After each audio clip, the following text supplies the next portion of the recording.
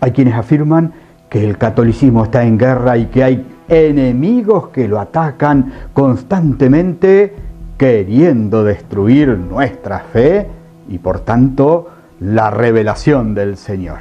Y entonces se buscan enemigos por acá, por allá, que los evangélicos, que los agnósticos, que aquel poder, que este gobierno. Sí, es cierto que estamos en guerra, que hay enemigos, pero esta guerra es una guerra espiritual. Y tenemos 3 enemigos concretos que tenemos que vencer. ¿Quiénes son? Te los cuento.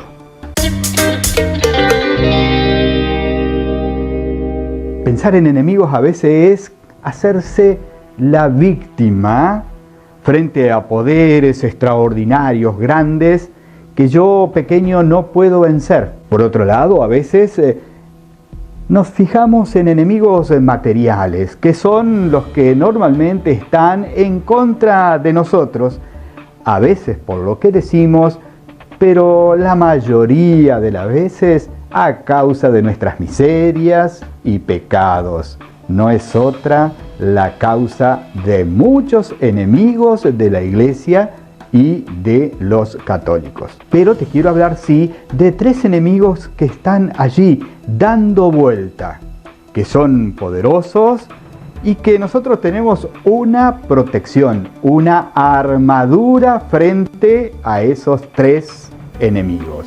Los vamos a encontrar buceando en la revelación del Señor, en la palabra del Dios vivo que en su plenitud ha llegado a nosotros en Jesucristo. Y ahí se nos advierte sobre estos enemigos que tienen mucha fuerza, pero que su poder se achicó bastante. ¿Cuáles son? El primero, el demonio, Satanás o como le quieras decir, ese ángel caído o esos ángeles caídos que quieren arrastrarnos en el corazón cerrado frente a Dios. Y entonces está la tentación que el demonio hace para que nosotros actuemos contra la ley del Señor. Es el tentador que quiere que el pecado se introduzca en mi vida, pero una gran noticia, ese tentador ha sido destronado, destruido por nuestro Señor Jesucristo, que tiene todo el poder. Por eso es un enemigo fuerte, sí, pero es un enemigo atado. No va a tener fuerza sobre mí si yo no le abro el corazón, si yo no lo dejo actuar y si yo no actúo detrás de sus tentaciones. Así que en Cristo, enemigo vencido. El segundo enemigo tiene que ver con aquello que en la Sagrada Escritura se le dice la carne, que no tiene que ver con nuestra corporalidad, porque el cuerpo no es pecado, forma parte de nuestro ser, de nuestra identidad, sino con uno de los 2 componentes que en cierta manera tenemos los seres humanos: carne y espíritu. El espíritu es aquello que me lleva hacia arriba, hacia la presencia del Dios grande y del Dios vivo. La carne es aquello que me tira hacia abajo, me aleja del Dios vivo. En nosotros hay carne y espíritu, y la carne hace que yo me aleje. Esa carne, esa debilidad, esa fragilidad que nosotros tenemos, es fruto de ese primer pecado de nuestros padres, que le decimos pecado original. Lo describe de manera muy linda San Pablo en la carta a los Romanos. Léela, es muy interesante. Él dice así: quiero hacer el bien, está a mi alcance hacer el bien, y sin embargo hago el mal que no quiero. La carne habla de una división interior, pero una división interior que no es superpoderosa, sino que está. Pero yo tengo la armadura del Señor para vencer la carne, para que mi espíritu se eleve al Dios grande, al Dios vivo. Y el tercer enemigo es lo que le decimos el mundo. El mundo que no es la creación, sino que el mundo es como una estructura de pecado que se ha hecho cultura y entonces está allí, alrededor nuestro.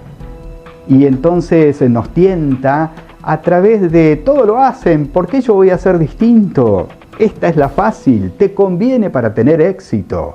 No te preocupes por las consecuencias. Y tantas tentaciones que el mundo tiene sobre mí.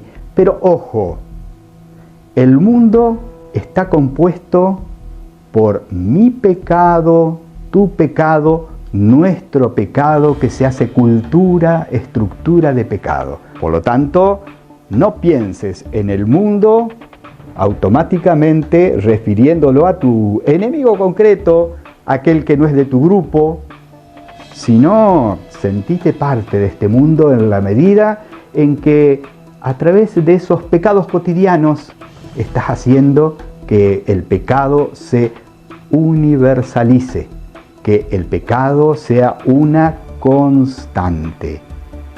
El mundo se construye con los pecados de todas las personas, incluidos los míos y los tuyos. Qué bueno poder distinguir estos tres enemigos de nuestra fe, enemigos de nuestra vida en gracia, enemigos de nuestra relación con Dios, enemigos de la relación amorosa con el prójimo, enemigos que tenemos que combatir. ¿Y de qué manera? ¿Solos? No. El Señor viene en nuestra ayuda. Y San Pablo nos dice que tenemos una armadura que el Señor nos ha regalado para hacernos fuerte frente al demonio, frente a la carne y frente al mundo. ¿De qué se trata esa armadura? Te lo voy a contar si te interesa. ¿Y cómo voy a saber si te interesa? Porque dejas algún comentario, porque lo compartís. Entonces, si estás interesado, sigue la descripción de la armadura que el Señor nos dejó para vencer el demonio, la carne y el mundo. Bendiciones.